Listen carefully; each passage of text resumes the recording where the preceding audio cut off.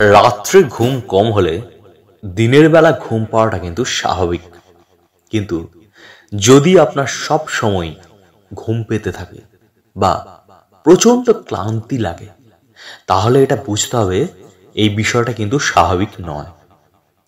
অনেকে এটা বলেন যে বেলা গড়ালেই নাকি ঘুম পেতে শুরু করে বা সারাক্ষণ হাই উঠতে থাকে। এটা কেন হয়? সর্বক্ষণ ঘুম পাওয়া, ক্লান্তি লাগা বা ঝিমানো, এই জিনিসটার কারণ হচ্ছে হাইপারসমনিয়া। হাইপারসমনিয়া এমন একটা জিনিস যেটা আপনার হয়েছে কিনা সেটা বুঝতে হবে বেশ কিছু সিমটমের মাধ্যমে। আজকের ভিডিওতে আমরা দেখে নেব সেই সম্পর্কে এবং জেনে নেব হাইপারসমনিয়া কেন হয় বা আক্রান্ত হলে এর সমাধান কিসে। তো চলুন দেখে নেওয়া যাক পুরো ভিডিওটা। কিভাবে আপনি বুঝবেন যে আপনি হাইপারসমনিয়ায় আক্রান্ত? দেখে নিন এই সিমটমগুলো। যদি রাত্রে 11 ঘন্টা ঘুমানোর পরেও সকালে উঠতে পারছেন না, তাহলে সাবধান হন। যদি আপনার ঘুম ভাঙার পরেই প্রচন্ড ক্লান্ত লাগে অথবা রাগের মাত্রা অতিরিক্ত বেড়ে যায়, তাহলেও সাবধান হন। সারাদিন যদি অতিরিক্ত পরিমাণে হাই ওঠে বা উদ্বেগ এবং অবসাদ দেখা দেয়, তাহলে সাবধান হন। যদি মাথার যন্ত্রণা হয়, মাইগ্রেনের সমস্যা দেখা যায়, ভুলে যাওয়ার মতো প্রবণতা বাড়ে, তাহলেও সাবধান হন। যদি আপনার চোখে ব্যথা বা অনবরত চোখ জ্বালা বা চোখ থেকে জল পড়া, এই সমস্ত সিমটম দেখা যায়, তাহলেও সচেতন হন। যদি আপনার নিজস্ব চিন্তা ভাবনাগুলো গুলিয়ে যেতে থাকে বা সিদ্ধান্ত নিতে প্রচুর পরিমাণে দেরি হয়, তাহলে সাবধান হন।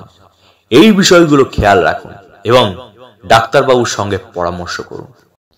এবার আমরা দেখে নেব হাইপারসমনিয়ার সমস্যাটা কেন হয় এবং এর সমাধান কিসে। দেখুন, রিপোর্ট অনুযায়ী বলছে যে বিভিন্ন রকম শারীরিক ও মানসিক সমস্যা থেকে হাইপারসমনিয়া হতে পারে। যেমন ধরুন, স্লিপিং ডিসঅর্ডার বা অনিদ্রার সমস্যা থাকলে তা থেকে হতে পারে হাইপারসমনিয়ার লক্ষণ। এছাড়া যারা স্লিপ অ্যানিমিয়ায় ভুগছেন বা দীর্ঘকালীন অবসাদের শিকার অথবা ক্যান্সারের মতো রোগ রয়েছে, তার জন্য ওষুধ খাচ্ছেন, তাদের এই সমস্যা দেখা দিতে পারে।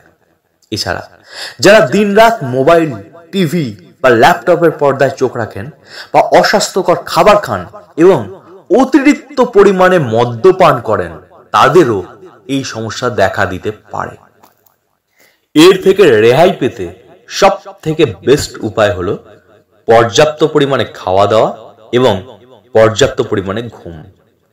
রাত্রে 7 থেকে 8 ঘন্টা ঘুম কিন্তু যথেষ্ট। এরপর সকালবেলা উঠে হাঁটাহাঁটি বা যে কোনো রকম শারীরিক কসরত করতে হবে। সুষম খাবার খেতে হবে। অ্যালকোহলের নেশা থাকলে সেটাকে কমাতে হবে। বেলা 3টের পরে আর চা বা কফি বা অতিরিক্ত ক্যাফেইন জাতীয় খাবার খাবেন না। অতিরিক্ত ওজন বা থাইরয়েডের সমস্যা থাকলে এমন হতে পারে। সেই জন্য চিকিৎসকের পরামর্শ মেনে ওষুধ খেতে হবে এবং তার পরামর্শের মতো ডায়েট মেনে চলতে হবে।